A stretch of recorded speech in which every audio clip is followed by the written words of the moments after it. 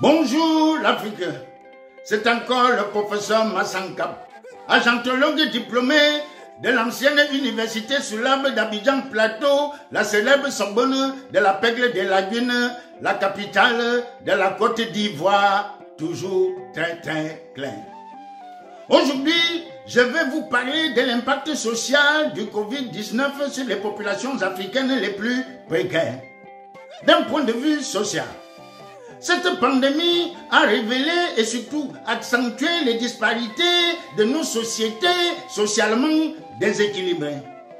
Mais avant, permettez-moi de mettre une petite pointe de rime poétique pour parler de la situation sociale de l'Afrique.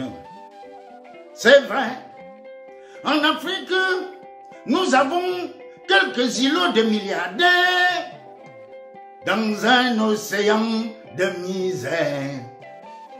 La majorité de nos populations appartient à la corporation des chômeurs associés.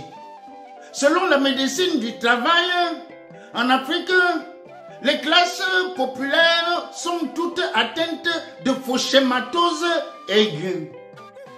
La fauchématose est une infection dangereuse due au virus des fauchés. De même que le coronavirus fait plein de trous dans les poumons et le malade ne sent plus les odeurs, de la même façon, la fauchématose fait plein de trous dans les poches des Africains pauvres et les pauvres Africains ne peuvent plus sentir l'odeur de l'argent.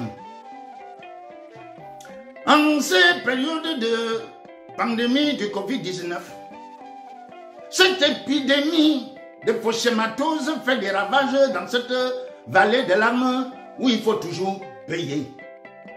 Du berceau du bébé jusqu'au cercueil du cadavre, on te demande toujours de payer. Tu veux boire, oh, il faut payer. Tu veux manger, oh, il faut payer. Tu veux te protéger contre le Covid-19 en achetant un masque, il faut payer. Tu veux tester pour voir si tu as attrapé le Covid-19, on te demande encore de payer. Au rythme où vont les choses, on va bientôt nous demander de payer même pour respirer. Or, pour payer, il faut avoir de l'argent. Pour avoir de l'argent, il faut travailler.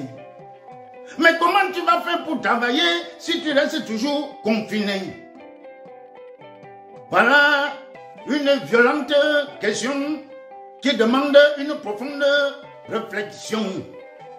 Nous devons repenser la situation sociale de l'Afrique que nous allons léguer aux futures générations. Merci beaucoup.